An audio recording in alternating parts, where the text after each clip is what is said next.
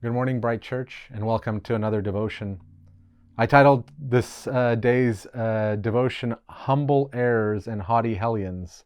And a haughty hellion is just somebody who is a child of hell, essentially. And the passages we will read today reflect that.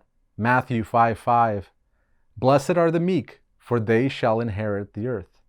Matthew 23:15, Woe to you, scribes and Pharisees, hypocrites!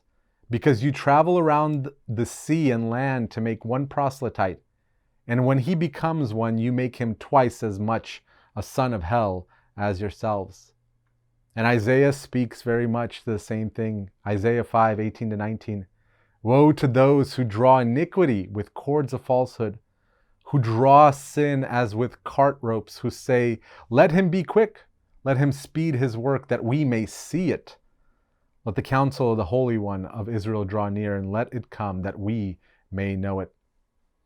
And there's a difference between the humbleness of inheriting the earth and this haughtiness that rejects what God has intentioned. In the Beatitudes, you inherit the earth forever. In the Maleditudes, your tainted honor lasts only as long as you do. Despite your pride, despite your confidence, as Isaiah says. There's a saying that the best leaders are the ones who don't see themselves as such. And there is truth to that. We kind of understand it, right? A leader who is coming to a situation without the expectation that they know everything will approach things cautiously. They'll test things. They'll figure out whether it's true or not. They won't be willing to jump in because they don't know how deep it goes. Whereas a person who is capable of doing something might miss the most elementary of things because they assume something that isn't true. How do we approach the throne of God?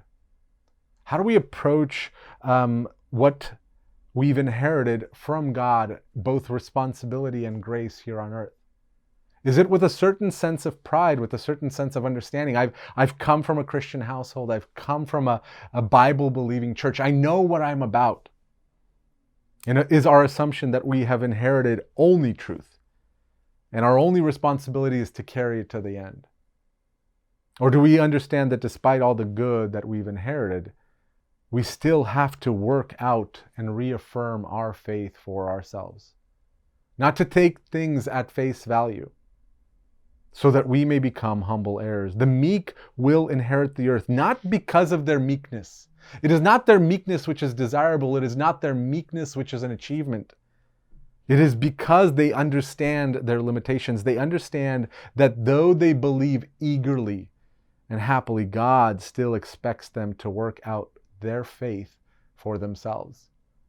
They understand that despite having maybe a lot of things going for them, there might be a point where they will not get what they want, what they need in that moment, and they have to come before God with a humbleness that says, I'm lost. I'm in need of your help. The woe to the Pharisees is because they don't acknowledge their limitations. The woe in Isaiah says, they say to God, look, if you're righteous, come, show it to us. Show us what you're going to do. We know we're going to stand righteous before you, yet he says you won't. You are unrighteous. And the Pharisees, in making up and training up disciples, they make them like themselves, rebellious to God despite thinking that they are righteous. There's a danger in the lack of confidence, but it is a place where we can grow.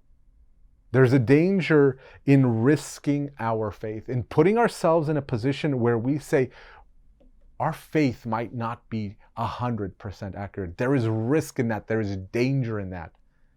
But there is the opportunity to grow, an opportunity to give birth to a new and stronger faith that is not different from the faith that you inherited, but able to withstand the storms in your life.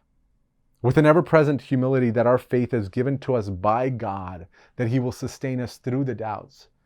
We can come with humility. We can come to God and say, I wish to inherit the earth, not because I'm worthy, but because you are. Not because it'll be my inheritance, but it is because you have given it to me.